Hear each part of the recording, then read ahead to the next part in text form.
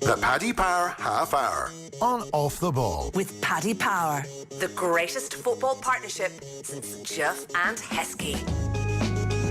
Well, you'll have to forgive us if we're a little bit giddy on this Friday's edition of the Paddy Power Half Hour, because the Premier League is back, provisionally booked in for June the 17th. All 92 matches for the rest of the season, which will be played out over a couple of months, are going to be played behind closed doors. But crucially, they're all going to be on TV as a result. It means the BBC are going to show Premier League games for the first time in the history of the competition. First time that English top-flight football will be live on the Beeb since the late 1980s as well. Sky Sports, BT Sport and Amazon Prime and Premier here in Ireland will be showing the rest of the matches for the season. We've got very different kick-off times coming up as well. We'll talk about all that with our resident Senator, Ronan Mullen, who joins me. Ronan, good afternoon to you. Well, how are you keeping? Ronan, fantastic news for football fans, because we'll talk a little bit about the other leagues around Europe a bit later as well. But we've got a return date for Serie A coming up on June the 20th. The Coppa Italia semi-finals are going to be the week before that as well. We've got La Liga coming back too on the week of June the 13th. And we've got the Bundesliga continuing on. We have got an absolute festival of football coming over the next month and a half or so. And just taking the Premier League in isolation, I'm sure a lot of people are going to be setting themselves the ambitious task of watching each and every one of these games, which has obviously never been possible before. So we're into the unknown, and it's just, as I said, unknown, and how different teams are going to approach this. Are they going to treat it like the start of a new season? Are they going to go into it with like a big tournament approach where we're just going to concentrate on playing our best stuff for a month? And there's just so much variance about approach and what's left to play for. We know Liverpool have the title wrapped up, but relegation's obviously the crucial juncture, and then the European places are still all up for grabs as well. Well, as things work out, Liverpool could potentially seal the title against their great rivals Everton. It won't be in front of fans. I know Jordan Henderson was talking about the prospect of trying to lift the trophy without fans this week. But the way things have worked out, if Man City drop points against Arsenal, there's two fixtures that are going to kick things off on June the 17th. They're the catch-up games, effectively, that were changed around because of the League Cup final. So you've got Man City against Arsenal, Sheffield United against Aston Villa. That Sheffield United-Aston Villa game is important because Sheffield United could go into the top four if they win. But, Ronan, if City were to drop points, it sets it up then potentially for Liverpool to get the 3 points they need against Everton. And funnily enough, a game that's going to be free to air as well. Sky are going to show this on Sky Sports Mix. And in theory, Liverpool could have the chance to win their first title in 30 years against their biggest rivals. Yeah, absolutely. And we mentioned that they won't be doing it in front of fans, but they might not even be doing it at Anfield or in their own city, because the big games or the key matchups, as they're being dubbed, will likely be moved to neutral venues just to ward off any fear that fans might, like rightfully or justifiably or understandably, I suppose, turn up at the stadium on the day Liverpool are about to be coronated. So I think the Premier League are getting ahead of that one. But I can see Jordan Henderson's point. It would be strange, but in the grand scheme of things, it's one in the history books for Liverpool, and it's been a long time coming. But from Man City's perspective, and I mentioned the mindset going into this, obviously the coronavirus being what it is, there's going to be a level of unease amongst players naturally, that they don't want to be putting themselves in harm's way. But even at this stage of the season, where if you're a Man City player and you realise that you've secured your Champions League spot, that Champions League spot is already in jeopardy for reasons off the pitch. And their players might be in the mindset of like, oh, could I really be bothered with this? So even if they turn up, do their training and play the matches, it's very conceivable that Liverpool could be in that position where they're going for the title, because I just can't get myself in that Man City framework where, like, what are they actually playing for? Do you know what I mean? And it's similarly... Go on, sorry. No, I was just going to say, I guess they're playing for cups, and that's the unusual part. They'll probably be using the league to try and get form, because we see the speculation today, the Champions League could well be back in August. We've got dates for the FA Cup, which are going to slot in as well. And City have already got their one cup trophy. Everything for them relies on the cups that they're still involved in. And as you mentioned, they're safe enough inside the top four. It's a court case at the Court of Arbitration for Sport that's going to determine the Champions League for them, which is coming up next month. But you'd imagine their motivation would all be FA Cup and Champions League best.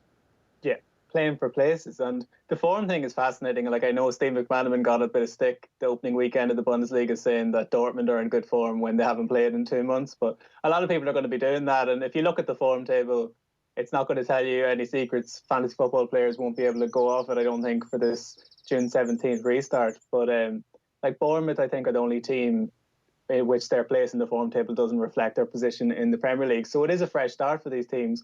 But that could be a double-edged sword. You look at the likes of Sheffield United, who, again, if you're thinking of this as like starting the season afresh off the back of a pre-season, they've had an unbelievable year, like riding the crest of a wave with quite a small pool of players, which is kind of what Wilder has gone for himself, trying to keep that pool limited. But, with off the back of this pre-season, quote unquote, and muscle injuries, you just never know how this is going to play out. So the likes of Sheffield United might be find themselves a little bit unfortunate. But then on the flip side, you've got this other raft of teams who might be able to flip this thing around. That they were the season seemed to be petering away for them, and they might have one of these miraculous comebacks.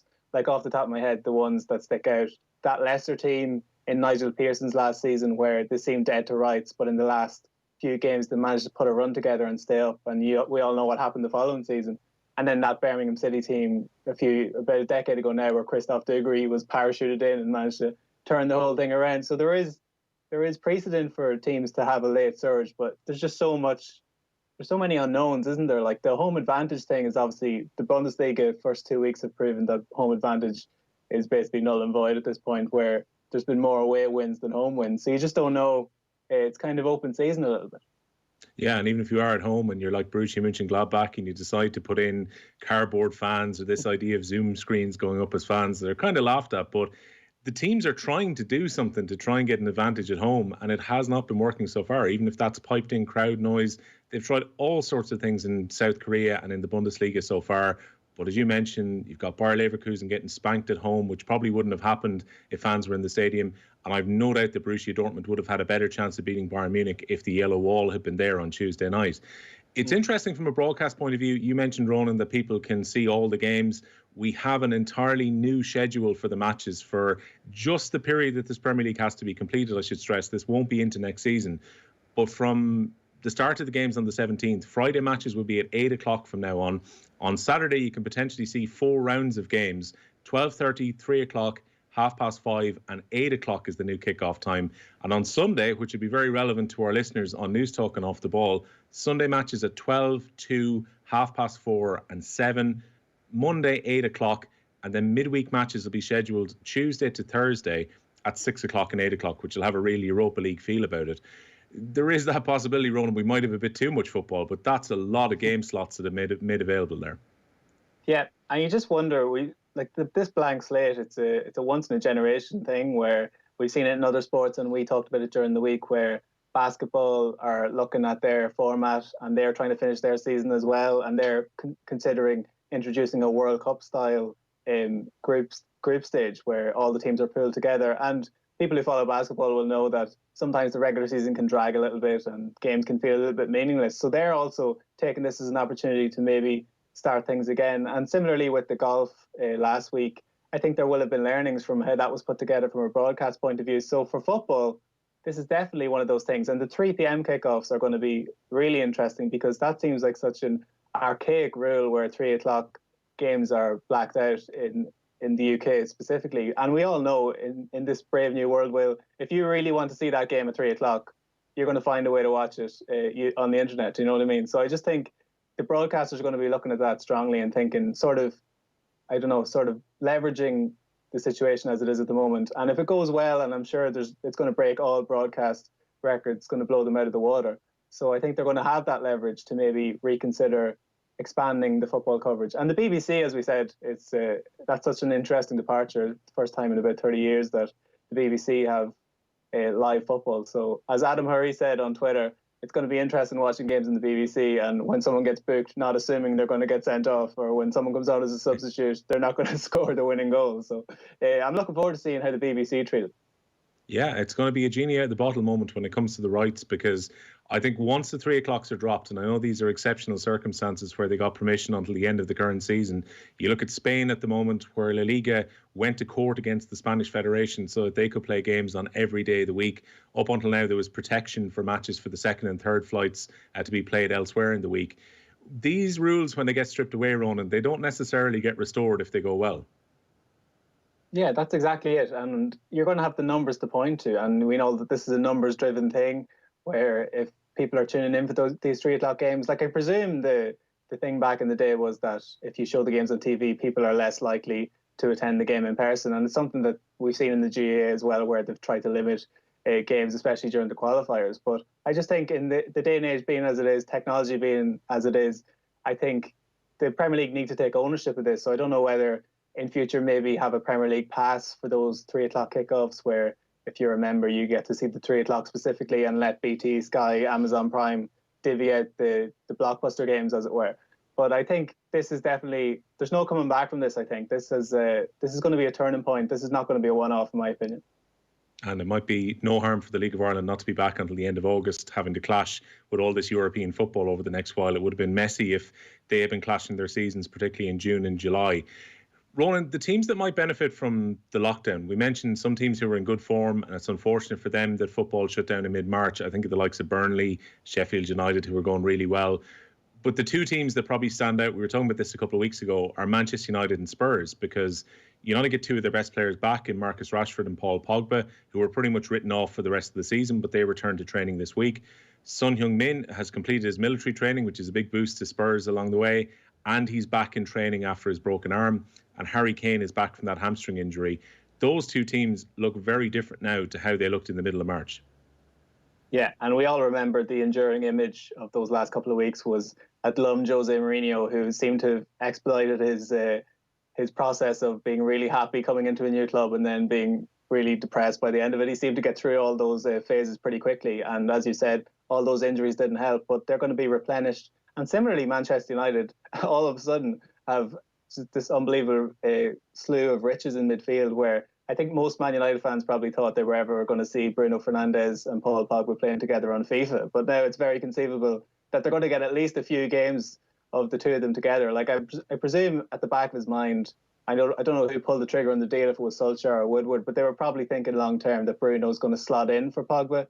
But you know, if these 2 hit it off, you just never know. Pogba's head might be turned. And similarly, you just don't know what the market's going to be like for Pogba. The transfer market, I'm sure football has proven to be immune in previous generations to economic factors, but there's just no doubt that the huge inflation we've seen in transfer fees will come down a little bit given what's going on at the moment. And you just wonder who's in a position to rid Paul Pogba from his Manchester United nightmare. Yeah, there might be no team able to do so, because we see at the moment the negotiations that are taking place, everything seems to be about swap deals. Juventus and Barcelona potentially doing a multiplayer swap. Inter looking to do swap deals currently. Alexis Sanchez might be used as a make-weight for players coming in. It's a difficult time because these clubs have had a lack of revenue for a period of time. Even with players taking pay deferrals, that money is still going to have to be paid at some point. And you would imagine that there's probably not a huge amount of liquid money going around Europe to actually buy players. I know Tim Vickery on Off the Ball this week was saying that too, that Brazilian clubs live off selling their players that are coming through, their rising stars, to Europe for decent cash. But realistically, those Portuguese and Spanish teams particularly, who used to buy the Brazilian players, are very unlikely to have the money to spend it this summer. Yeah, and you just wonder, is it going to be sort of a regression to the old mean of sort of home-based players like Man City, for example, who, as you said, are very active in the market, in that South American market, are going to possibly have to go into their very full academy where they've basically had a conveyor belt of players which they just sell to other clubs. And as we mentioned with the UEFA CAS situation, they might also have to think about going that route anyway. So I think this might be a turning point in that regard, where teams might have to lean on their own production line, and that might be no bad thing, really. Well, when Chelsea got a transfer ban, my heart bled in the exact way it would bleed for Man City, given the amount of players they generally put out on loan. Maybe this might be a chance for some of those very exciting young players to come through, and possibly it could mean that some players don't slip through their fingers, like we saw with Jadon Sancho leaving Man City when there weren't first team opportunities there. This week as well, Ronan, it is one that kind of we've been recalling comebacks a lot on the TV in terms of the nostalgia. We look back at 2 major finals involving English teams that were 2 this week. 15 years ago, probably the most remarkable Champions League final ever. AC Milan absolutely bossing the first half, Maldini scoring early, a fantastic chip from Crespo from the delicious pass from Kaká. They look like at halftime they're home and hose, but Liverpool come back between Gerrard and Smeetzer's goal, Xabi Alonso. And then we go to penalties and Liverpool lift what was then their 5th European Cup. Perhaps one of the most memorable Champions League finals of all time, 2005? Oh, absolutely. And like the mind plays tricks on you because you just presume a team going 3-0 up that it took a bit of time for Liverpool to claw that lead back. But in no time they managed to turn it around from Gerrard pulling one back. In no time they were back to 3 apiece. And I remember watching the 99 final a couple of weeks ago, and Clive Tilsley obviously has that famous line, "We'll never see anything like this again." And you have to say the 2005 thing, if not matches it, it might even usurp it, because the drama at play there was just incredible. And as we all know, not a hallmark Liverpool team. You look at the starting 11, not up to par with this current Champions League winning side, or the one that lost to Real Madrid 2 years ago. So one of just an absolute bolt from the blue, really, that Liverpool managed to put together. I think most of us can't really countenance the whole magical night at Anfield, all this kind of stuff. But if you're ever going to believe that Liverpool have some sort of affinity with European competition, you just have to point to 2005, because that AC Milan team will, just on paper alone, and you saw what they did in 07, and just throughout that decade, really imperious, and Kaká at his very best in that game. Yeah, I mean, that's one of the amazing parts. This wasn't a young AC Milan team that let a lead slip. This was a team with generals all across it, like Cafu, Maldini, Dida, Gattuso. Pirlo had a lot of experience at that point too.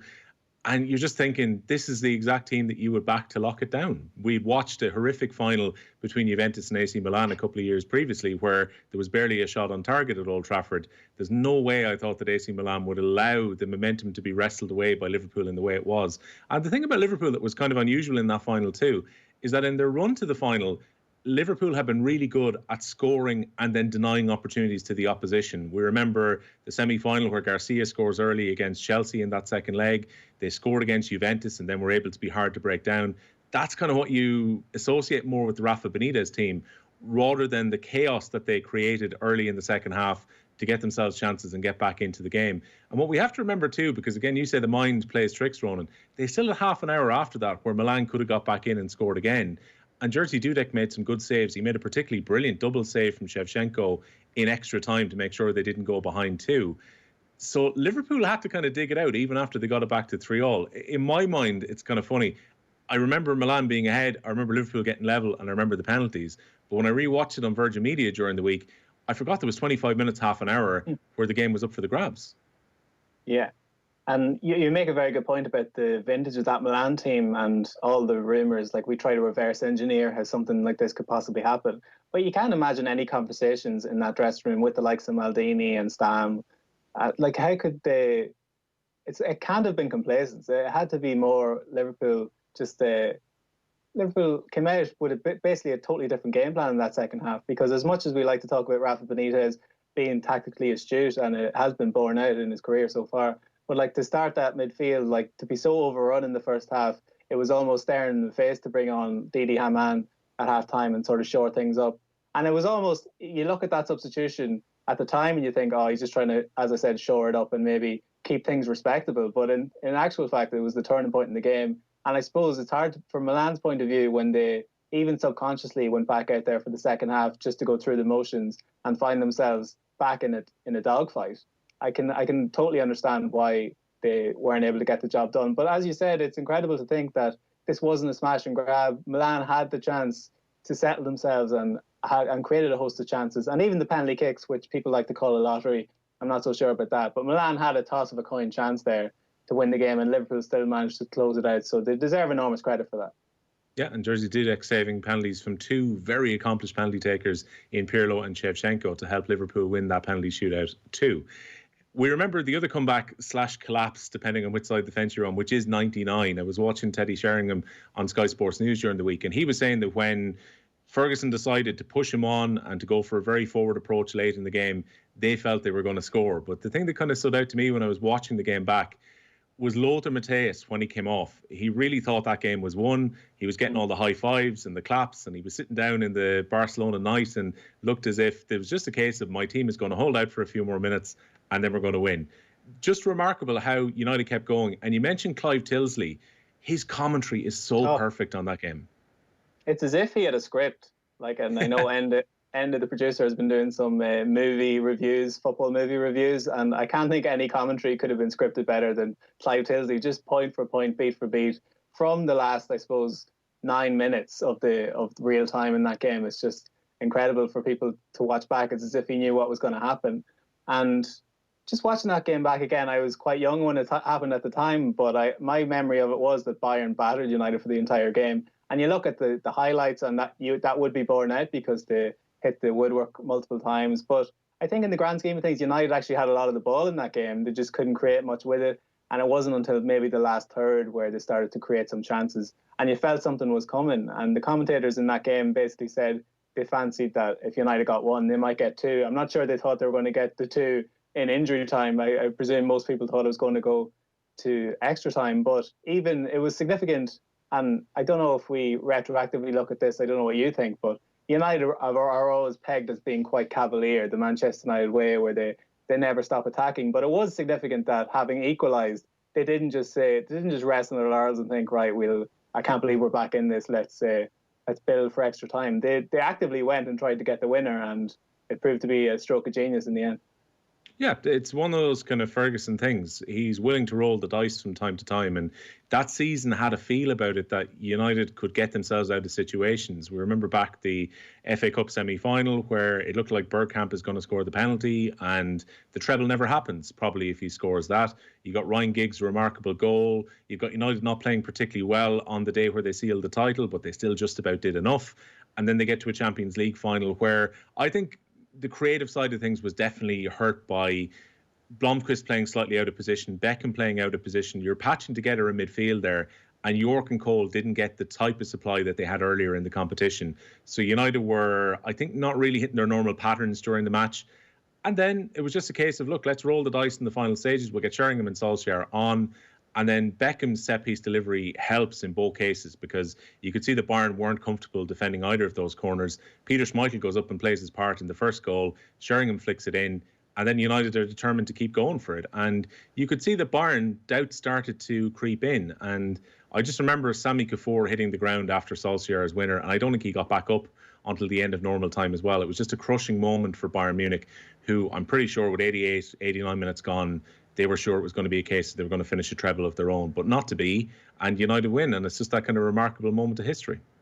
Yeah, it's about as heart-wrenching as it gets. I can't think of an equivalent, really. Like, Man United fans probably would point to Aguero's goal against QPR, but at least they didn't have to be in the stadium when that happened. Like, I'm sure the Bayern fans in the new camp were high-fiving and getting ready to celebrate a Champions League victory, a treble, as you said, and within minutes, like, it's snatched away from them, and they have to look at the opposition eulogizing over their team as they create this historic comeback. So incredible. And you talk about that starting 11, not the starting 11 that people can rhyme off from that vintage. That 99 team, I think, speaks for itself. And similarly in 2008 when United won their next Champions League, it's not as if that starting 11 was starting together every single week. So you have to play the cards that you're dealt ultimately in cup competitions, and United did the best with what they had, I suppose, in the starting 11. Sort of, they kind of stayed in the game for as long as they could. As we mentioned, rode their luck, survived a few gilt-edged chances from Bayern Munich. But the wave of momentum that season, just watching it back, even if you look at Premier League years or any of the documentation from that season, there was a few things that had to go their way, and it certainly did. Yeah, the thing about that starting 11 as well, that people probably remember in their head as being the 99 team, which would be Schmeichel, Irwin, Stam, Johnson, Gary Neville, Ryan Giggs, David Beckham, Paul Scholes, Roy Keane, York and Cole, only played together a handful of times during that season. Nicky Butt actually played a lot of football for Manchester United in the 99 season, and they rotated around their forwards, even though there was that kind of great partnership between York and Cole in a lot of the big games. Sheringham and Solskjaer were used at different periods, particularly Sheringham, and that defence switched around a bit along the way with the likes of, say, May playing games during the league. They actually never played together all that often, but yet, in people's minds, that's the perfect 11 that United had in that 99 season. Just switching over to the League of Ireland run, I know you're a Dundalk fan, so I'm sure you're very heartened by what's happened this week. We had the first round of screening for the League of Ireland teams who are going to play in European competition, the four male teams being Bohemians, Shamrock Rovers, Dundalk and Derry City. And the great news was when the results came back on Wednesday evening, negative across the players and the staff. And this is seen as a huge step forward towards the League of Ireland coming back. Yeah, and for a while there I was thinking, because as we know, the League of Ireland only a few games in, and I thought the Jordan Flores goal was going to stand alone as the sole memory from the curtailed League of Ireland season, but very positive steps, as you said there. And I think it's of such benefit to League of Ireland players. We've had Stephen McGuinness on the show a good bit over the last month or so, and the key point is the players are very reliant on the income from League of Ireland football. This isn't like the GAA necessarily, where I don't want to call it a hobby, but it is, volunteer, where the players don't necessarily have to lean on their play to make a living. Whereas I bet half the players in League of Ireland are in that boat, and more so than even the Premier League or the Bundesliga. This is crucial for them. So any way of safely getting them back in action, and the roadmap, which has changed over the last few weeks in terms of what we're expecting to happen in terms of a return to play. I think finally we've managed to see some sort of clarity in that regard, and if we can get the teams back in action in the near future, at least, it's definitely a positive for football in this country. Yeah, players' representatives from across the league are meeting with Niall Quinn, the Deputy Interim CEO, today, just to discuss a roadmap and trying to get a schedule in place. In all likelihood, given that the teams are only going to be going back for a little bit of training from the end of June outside of the European sides, I think the league is due to come back in kind of early August at the very earliest. I think what the players just want at this stage, Ronan, is a roadmap as to what's going to happen. I think the FAI want to kind of play the waiting game a little bit just to make sure things go okay with these four clubs. They have the second round of screening next Monday. They go back to training the following Monday on June the 8th. So I think they want to see the FAI what happens with these four teams before they commit themselves to a plan. But understandably, players and managers across the league want to know what the schedule is going to be. Yeah, and the Bundesliga have been the canary in the coal mine in that regard, where they've sort of set the stall out in terms of obviously very different leagues in terms of how they're laid out and funded, etc. But like the protocol of basically only the 90 minutes of play on the pitch are that's the only phase where social distancing is in practice. So the League of Ireland are obviously going to row in behind that. So training etiquette and transport and all these kind of things, even dressing room etiquette, are going to have to be monitored and altered probably for a long time going forward. So the players have concerns in that regard, and those are going to have to be cleared up. And even from European competition, you mentioned that there's a bit of clarity over that, which seemed to be far down the line at one point, that the League of Ireland clubs, again Dundalk specifically, like very reliant on that European income. So they want to be able to hit the ground running. They don't want the other leagues who are entering into the early qualifying rounds to be getting a head start on them. So it's a good job that the League of Ireland have a plan in that regard to get the European clubs, or the clubs in European action, back, get the ball rolling with them initially. And I think that is a positive for players and the clubs at large. Yeah, there's potential for these games to be played at neutral venues as well. They've been considering 4 or 5 of them, given that games are likely to be behind closed doors. I'm sure we're going to get a lot more detail over the next while, but the pilot project involving the 4 European teams is seen as crucial. It's almost like the Bundesliga coming back, which has allowed the other leagues to come. It means there's going to be a lot of football for us to talk about on Off the Ball over the next while. Our football coverage is with thanks to Paddy Power. For information on responsible gambling, check out dunlewy.net. We know at this stage, by the middle of June, we will have the Bundesliga continuing. We will have the Premier League back, La Liga and Serie A by the middle of June too. So a lot of football for you to watch over the next while. If you want to watch us back, you can do so on otbsports.com. You can check us out on all the Off the Ball social media channels, wherever you get your podcast from if you want to listen to the audio version. Our guest today has been Ronan Mullen. I have been Will O'Callaghan. Thanks for joining us this Friday, and enjoy your bank holiday weekend. The Paddy Power Half Hour on Off the Ball. With Paddy Power, the greatest football partnership since Jeff and Heskey.